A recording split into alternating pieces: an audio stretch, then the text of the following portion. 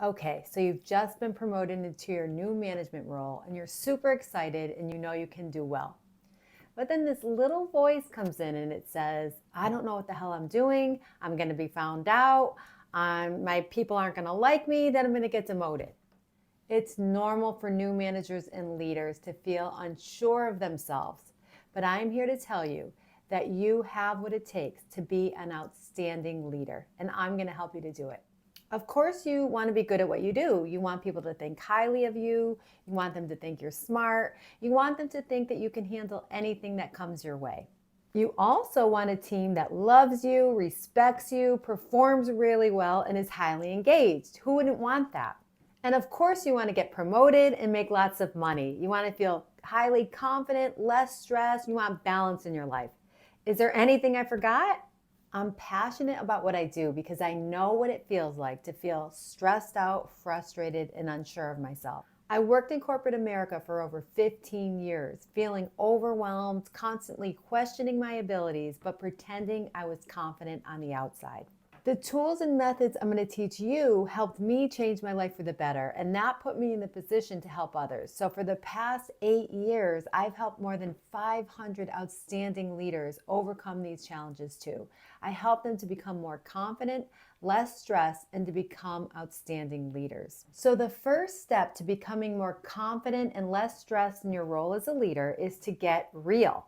So the reason I'm saying that is because there's lessons that we've learned from the best leaders of all time. Early in my coaching career, I was involved in a research project where we studied the best leaders of all time. So these were leaders that succeeded when others failed, even in down economies, year after year after year.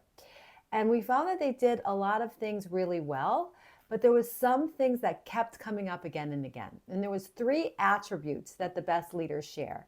And they all kind of are in the same framework pretty much, or the same area. Number one, they were highly confident. And in that confidence, they were able to be humble. So that we noticed that there was a confidence, but they were also very humble. So it was like a quiet confidence. We all know people who act confident like I did, but maybe on the inside, they don't feel as confident. So that's more of a false bravado.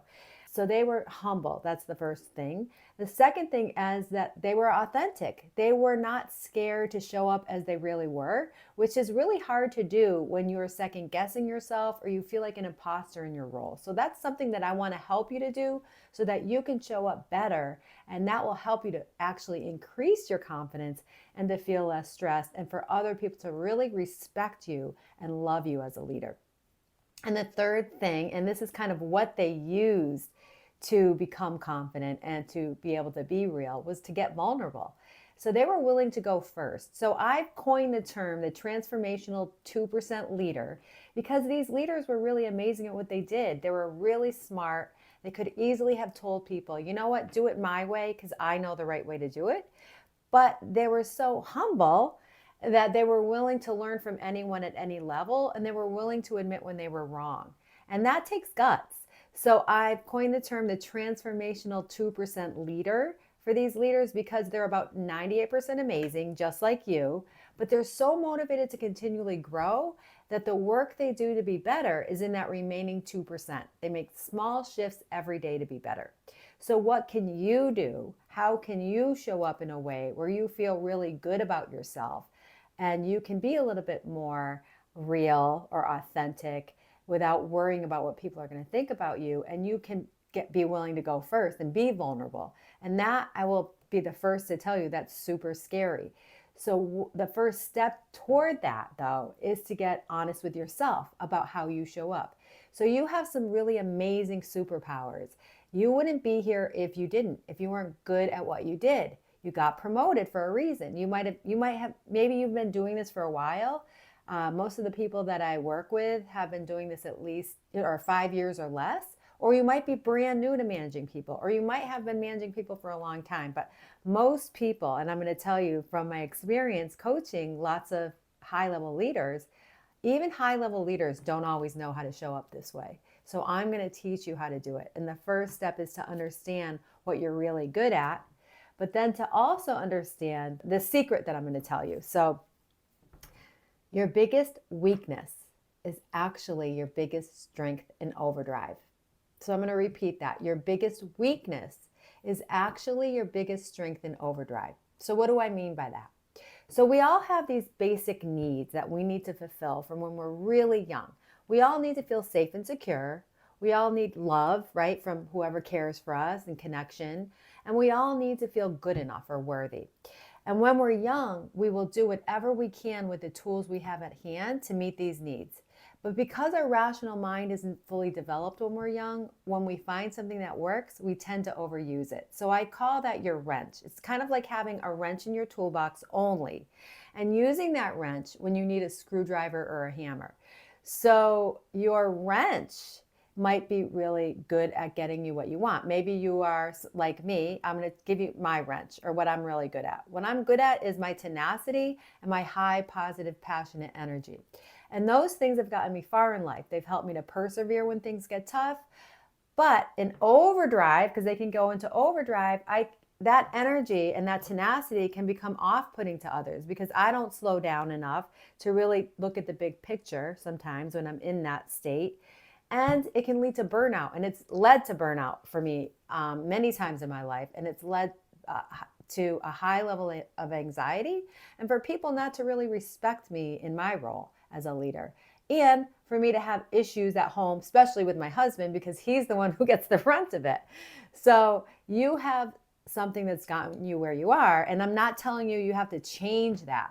All I'm saying is you have to evolve some things and add more tools to your toolbox. So the first step to becoming an amazing leader, an outstanding leader that everybody loves, is to get real with yourself first. So you might be self-aware, and that's great. So that's the first step, really becoming self-aware, because I told you those transformational 2% leaders were really good at what they did, but they were motivated to be better, right? Even though they're so good at what they did. They're 98% amazing, just like you, but they are motivated to work in that remaining 2%, which means the reason why they're vulnerable or willing to get vulnerable is that they have that quiet confidence and they are willing to be human. So a lot of times new leaders come on and take on this new challenge and feel like they have to know everything. That's not realistic. It's okay to say sometimes, I don't know, I need to learn this, let me find out. That's absolutely okay. And I know it's hard for us sometimes to do that. And you might be good at that, which is great. But a lot of new leaders aren't really comfortable doing that. So the first step is really to become more self-aware. So even if you are self-aware, oftentimes we don't realize how our biggest strength in overdrive impacts other people, how it impacts the way we show up and the way we feel. So if you are, say you're a people pleaser, that makes you feel stressed out because you're spending a lot of your time trying to do a lot of things to please others. You're not comfortable always saying no or setting boundaries, which means you take on a lot and you're probably putting yourself last. So that is really overwhelming and stressful. And as I told you, it can lead to resentment as well. So it's a strength in that it gets you where you want to go. People feel like they can rely on you. People like you. You're probably a really great team player. And you're probably really good at getting people together and working well together. That's great. And you need to keep that.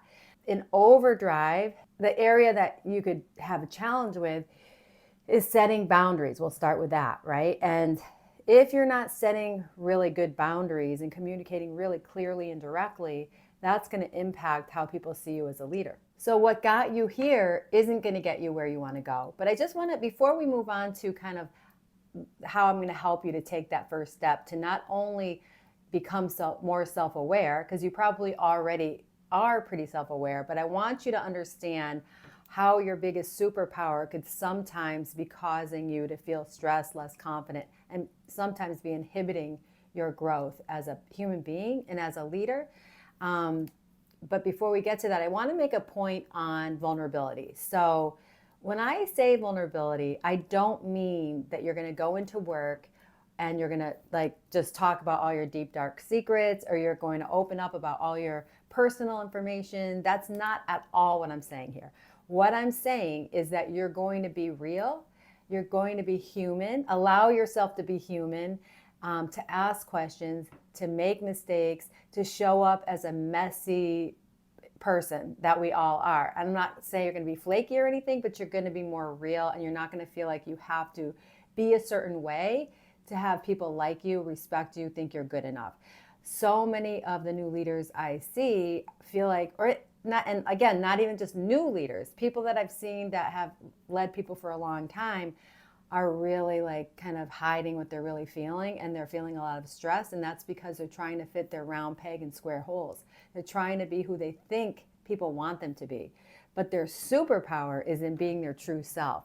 So what I'm going to ask you to do, or what I could help you to do, is to find out what your work style is. So what is your biggest strength? What are you really good at? What got you here? And that's by taking the new leader self-assessment, which I'm going to leave in a link in the show notes. That actually is part of the new leader starter kit, which is a very simple 3-step process that will help you kind of get your head around, how do I show up? How is it helping me? And what's some other areas I need to improve on or work on so I can have some of those new skills and add some new tools to my toolbox? So in the new leader self-assessment, there are 5 work styles, and each work style has your strength, and then it has how it can sometimes hurt you. So the first, I'm going to kind of take a look at this as we talk. So because this is actually the self-assessment quiz right here. And again, you're going to have access to this in the new leader starter kit in the show notes. So when you sign up for the new leader starter kit, which is free, you will get access to this self-assessment quiz. So the first work style is called the harmonizer. So the harmonizer is a person who tends to be like a people pleaser. They're the type of people, and I know what this feels like. I have a lot of clients who are in this category as well. You are the type of person, if you are a harmonizer, that likes to help people. You're really good with working well with others, getting people on the same page when you're doing a project, even helping other people who maybe aren't getting along so well. And you're really reliable, and you're the type of person who gets things done. In overdrive, it gets to the point where you are a people pleaser, and you often take on too much and you put yourself last. So what happens with the harmonizer is that when things aren't in a high stress level, you might have a low level of anxiety or stress. You might not feel as confident as you could feel, but you're pretty good, right? When you're under pressure or something new, like a new role, you can get really stressed out, and you can even get burnt out. So what happens is, when we don't say no or set boundaries, we take on too much. We are only human, and we end up having too much on our plate and getting burnt out. Most people that are harmonizers, their main goal is to help others, to be able to say, yeah, I can handle that. And then when they start not being able to handle something, that doesn't feel good. And that's what happens when a harmonizer's strength goes into overdrive. What they want most is to be reliable, but they become unreliable, and people start to notice it. And that's not good, because as a new leader, you want people to think that you can handle things, right? That you're great at what you do. You want them to respect you, to really like you, to feel engaged, and to be happy with you as a leader. I want you to feel less stressed, more confident, and for you to become this leader that everybody loves. So in order to do that, if you're a harmonizer, you have to get to the root cause of what's making you feel like you have to be, let's say, a people pleaser. And that usually starts, like I said, when you're young and you're trying to meet those needs. The need to feel safe and secure, the need to feel good enough or connected with others. So something happened, and we're not going to get into the details, this isn't therapy, to make you feel like you couldn't say no to people. You couldn't set boundaries. And if you're going to be an outstanding leader, which you are going to be, that's something I'm going to help you to learn. So the second work style is called the exacting achiever. This is someone who tends to like things a certain way. You're the type of person that you're writing, let's say you're writing an email. You spend a lot of time on the email because you want to get it perfect. It's someone who tends to be like a perfectionist. So an exacting achiever gets things done. People rely on you to get it done. You're the type of person that if I ask you to do something, you're going to do it. I know I don't have to worry about it. But because you can sometimes be a bit of a perfectionist, okay, I say sometimes, I mean often, you get overwhelmed, you get stressed out, and then you get frustrated. And that can lead to burnout. That can lead to other people feeling frustrated because a lot of times an exacting achiever isn't really good at delegating. Because you might say to yourself, yeah, I want to delegate, but this is just easier for me to just get it done than to explain it. That's not what amazing, outstanding leaders do. So you might have understood from my strength that I told you about, my wrench, right, where I'm a tenacity, I get it done. I can sometimes be an exacting achiever. So when you take the self-assessment, you might find that you're more than one thing. That's okay. But we tend to have one work style that is our more powerful one, and then others that we kind of dabble into here and there. So I'm not here to tell you that you're doing anything wrong or that there's something wrong with you. All I'm saying is that we're all human. We all are really good at a lot of things. You wouldn't be promoted if you weren't. But sometimes our strength goes into overdrive, and sometimes it limits you. Sometimes it makes you feel stressed. Sometimes it inhibits you from feeling really confident. So that's what I want to help you with. So the third work style is called the composed conductor. I have a few clients like this, really bright, and highly intelligent people that don't really feel comfortable showing emotion. And like I said, I'm not saying you have to come to work or you should come to work. It's not appropriate talking about your personal life, getting too deep with people. But composed conductors are very good at showing up in a very professional way, and they're not always comfortable connecting. And because we're humans that come to work, the people that you work with, the people that work for you, the people that you work for, we all want to connect. That's part of how we're wired as humans. And for whatever reason, just like with the other two, the composed conductor, when they were young, they felt that they had to kind of keep their emotions at bay. A lot of times people like this push their emotions down. And whenever I am working with a composed conductor, they'll usually say, no, I'm not stressed at all. But then when we dig a little deeper, maybe that's not the word they would use, but there's some type of overwhelm or something going on, maybe not enough balance in their life. So you may be a composed conductor. People really rely on you, especially when other people are getting stressed out. You can really find calm in the storm. You are the calm in the storm, but people that are this type of work style have to work to be able to connect on a human level with other people. And that can be a challenge for some people. So then the action-oriented go-getter, that is me to the T. I get things done. And people like me, we are the type of person that we have these big, audacious goals, and we do the work to get it done. We put our nose to the grindstone and we get it done. We're reliable. But sometimes we're moving so fast that we lose sight of the big picture. I always say the action-oriented go-getter, including myself, is a type of person who sees something like shiny and I just run after that shiny object. Okay, now I'm bored with that. Let me go after this shiny object. So we're really good at getting things to the finish line sometimes if we're excited about it, but also we can lose sight of the details, and we can sometimes frustrate others because we are not slowing down enough. So action-oriented go-getters like myself need to learn how to slow down to go fast.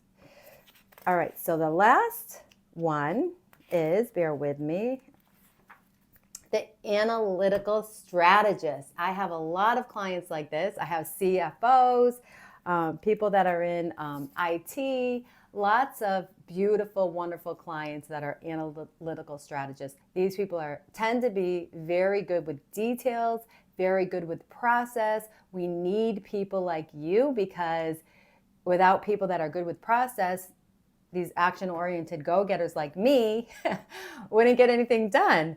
But sometimes the analytical strategist gets caught in the details and slows down processes. And sometimes they're not connecting enough with other humans because they're just focused on the process. So those are the 5 work styles. And I mean, you could call them personality styles, but they're really not personality styles as much as the way you get things done. It's how you got here. And like I told you before, what got you here isn't going to get you where you want to go. I want to just reiterate, I'm not saying there's anything wrong with you. I'm not saying you should change who you are. All of these 5 work styles have very good things in them. So if you're an analytical strategist, I'm not asking you or telling you you shouldn't be analytical or you shouldn't be into process or good with processes and details. That's your superpower. That's your skill.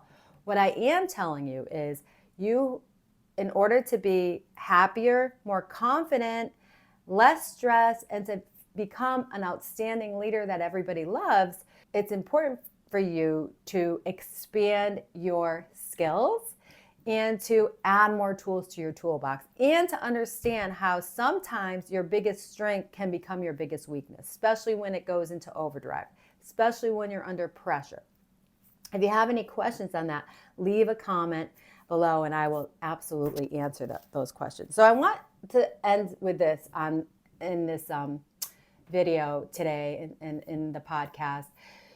I want you to think about an amazing boss that you've had in the past, if you have been lucky enough to have an amazing boss. And I want you to think about how that boss made you feel. Did they make you feel inspired? Did they make you feel seen and heard? Did they make you feel like you could grow? Did they give you some challenges that you could grow, but they also helped you and supported you?